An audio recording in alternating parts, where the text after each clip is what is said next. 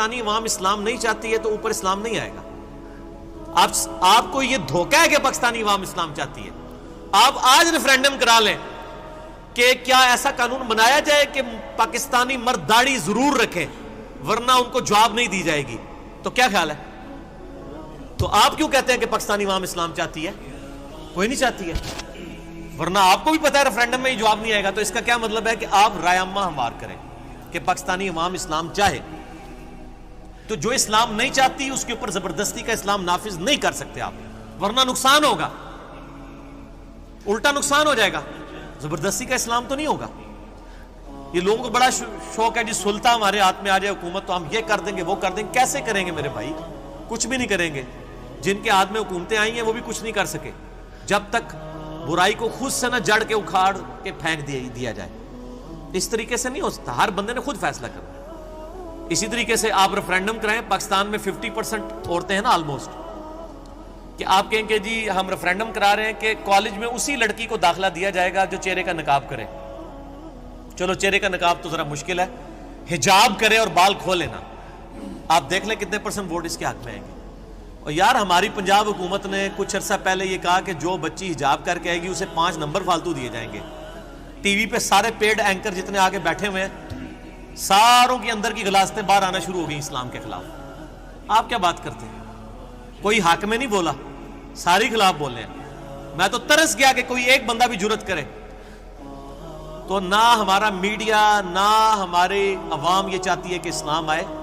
اس لیے پھر بہتر یہ ہے کہ اسلام لانے کی بجائے پہلے ان کو مسلمان کرنے کی کوشش کریں, رائے عامہ ہموار کریں, جو ہم کرنے کی کوشش کر رہے ہیں. زبردستی سے کچھ نہیں ہوگا, ٹھیک ہے جی؟ زبردستی کے اسلام کا کوئی فائدہ نہیں. میں اکثر کہتا ہوں کہ آپ بریلویوں کو ایجوکیٹ کریں کہ وہ مزارات خود توڑیں.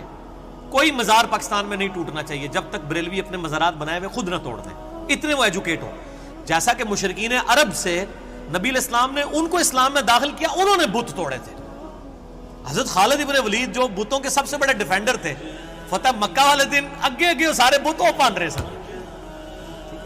تو میں اکثر کہتا ہوں کہ دیکھو اللہ تعالیٰ نے سب سے سخت بندہ جو اسلام کے خلاف تھا خالد ابن ولید رضی اللہ تعالیٰ عنہ 19 سال تک کافر رہے ہیں.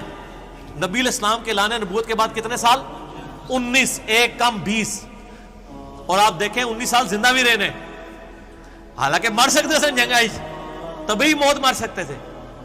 اللہ نے ان کو اس پیجن کہتے ہیں انگلش میں بت پرست کو.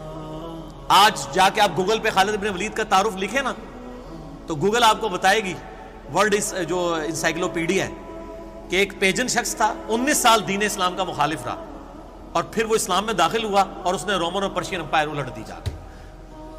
100 جنگیں لڑی ہیں اپنی زندگی میں, ایک جنگ بھی نہیں ہاری. There is no other general in the history of humanity. انسانیت کی تاریخ میں کوئی ایک جنرل بھی ایسا نہیں ہے سوائے خالد ابن ولید کے جس نے ساری جنگیں جیتی ہوں. سکندر اعظم بھی جنگیں ہارا ہوا ہے, اور ایسی جنگیں جیتی ہیں کہ غزوہ احد میں کافروں کی طرف سے ہے وہ بھی جنگ جیت کے گیا. نبی علیہ السلام کے دانت شہید ہوئے خالد ابن ولید کی وجہ سے, اور حضور کے لیے آپ علیہ السلام کی مبارک زبان سے دعائے ضرر یعنی بدعا نکل گئی خالد کے لیے. اور قرآن میں آیا کہ نبی علیہ السلام آپ کو کوئی اختیار نہیں ہے, اللہ چاہے تو ان کو ہدایت بھی دے سکتا ہے. اس ٹائم کسی نے سوچا بھی نہیں تھا کہ خالد ابن ولید کو ہدایت مل جائے گی. اور پھر اللہ نے پھر کہا کہ اہل ہے, پھر نبی علیہ السلام کو کہا کہ اب اس کو سیف اللہ ہے. پہلے بدعا دی تھی, آپ کو سیف اللہ. یہ چیز اللہ تعالیٰ کیوں کرواتا ہے؟ کہ اللہ یہ بتانا چاہتا ہے کہ میرا اختیار ہے, کوئی فرشتہ کوئی پیغمبر کوئی کسی کے اختیار میں کوئی چیز نہیں ہے. میں جسے چاہوں ہدایت دوں, میں چاہوں تو ایک ایسا شخص جس کی زبان میں لکنت ہو, جو اپنی بات بھی صحیح طریقے سے لوگوں سے نہ کر سکتا ہو, اس شخص کے ذریعے 300 سال کی فرعون کی حکومت الٹ دے. موسیٰ رضی اللہ تعالیٰ عنہ وعلیہ السلام, سیدنا موسیٰ علیہ السلام, ٹھیک ہے جی. میں چاہوں تو ایک ایسا شخص جس کو کوئی دائی لینے کے لیے تیار نہ ہو, یتیم ہو, اس کے ذریعے میں رومن اور پرشین امپائر کی ہزاروں سال کی حکومتیں ختم کروں, اور ایسی ختم کروں کہ دوبارہ کبھی مذہبی جبر نہ آئے. آج دیکھ لیں نبی علیہ السلام نے جو پریڈکشن کی تھی نا, اب قیامت تک کبھی کیسر و کسرا نہیں ہوں گے, نہیں ہوئے.